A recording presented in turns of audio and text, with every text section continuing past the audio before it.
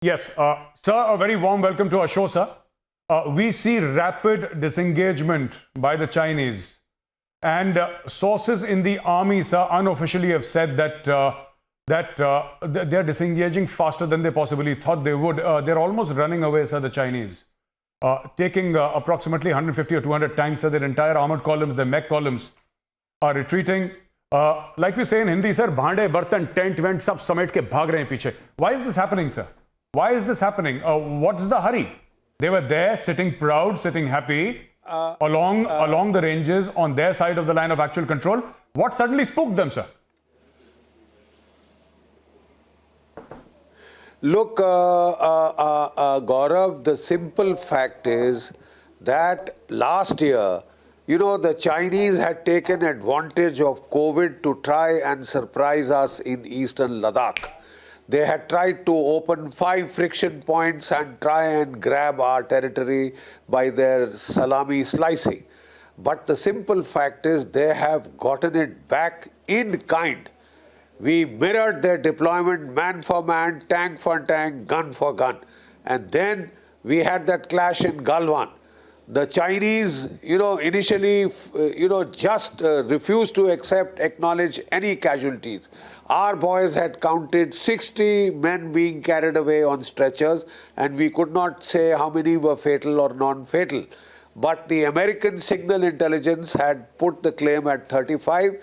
The Russians have put the claim at 45 by SIGINT sources.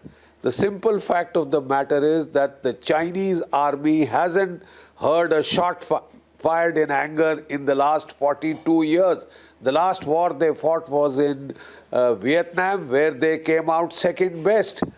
It is an army of conscripts who comes in for 4 years. They are princelings, one-child family people. I don't blame them if they want to go back home to mama and papa in one piece. The winter of Ladakh is severe, and it has taken a very severe toll of the Chinese forces. The speed of the withdrawal is indicative of more or less a very heavy toll that has been taken of the Chinese morale.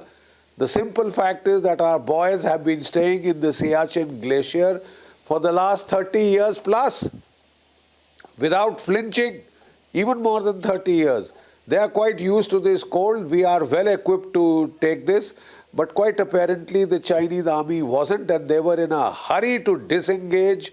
They were in a very tearing hurry to get away, and they had bitten off quite obviously more than they could chew.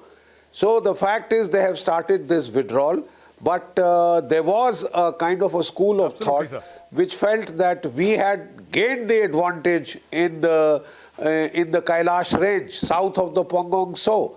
And we perhaps should have not given away that advantage so early in the negotiations. Anyway, that was a call for the commanders on the spot to take. They have taken the call. Now, tomorrow's meeting is crucial.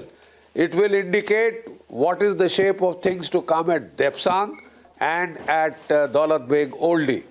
Whether the Chinese really want to call it off or they will once again prove to be as unreliable as they were in Galwan. Let's hope for the best and wait and watch. Sir, my next question to you is, sir, absolutely. Sir, my next question to you is, sudden admission of casualties 8 months after the battle or the skirmish at Galwan took place. Suddenly, the Chinese Communist Party mouthpiece Global Times says, we lost 4 boys and here are their names.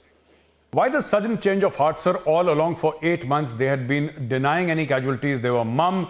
They did not allow the families to mourn. I don't even know if they gave back the dead bodies to their families, knowing the Chinese they won't have. But why this sudden change of heart? What's happened, sir? No, it is a question of their credibility. Quite obviously, the whole world understood that a major clash had taken place at Galwan, albeit without kinetic weapons, without the use of firearms. But it was with knives, it was with stones, it was with baseball bats armed with spiked with nails. Lethal, those are lethal weapons. And this clash had taken place. They had taken our boys by surprise, but our boys gave it back as good as they got. We suffered a colonel and 20 boys killed, but the Chinese, even at that time, the American SIGINT sources had placed the Chinese casualties at 35, and the Russians, like I said, placed it at 45. Now, after so many months, the Chinese have conceded, yes, there were casualties, but they have tried to play down. You know, this is a country, I'm sorry, that just cannot be trusted. They lied about the COVID casualties. They lied blatantly through their teeth about how many people had died in Wuhan with the COVID in the month of December itself. And then, of course, in succeeding months, they have hidden the whole scale of the casualties. The whole disaster has been caused by their lying and obfuscation. So a nation that is so habitually Yes, sir. addicted to lying. Sir, one thing which I'd like to ask you is, they had to. absolutely, General Bakshi, sir. You know, this is a lesson that the Pakistanis seem to have learned from the Chinese, sir. Hiding own casualties and lying about casualties. You were in Kargil, sir. They did it in Kargil. They've done it in 71. This entire thing about culpable deniability, sir. Or plausible deniability, if I may call it. Plausible deniability, sir, that we were not there. This is exactly what the Chinese have been doing. Do you think the Chinese will own up to more casualties in the future, sir? Do you think that's a possibility? Look, they वो बोलते हैं जोर का झटका धीरे से.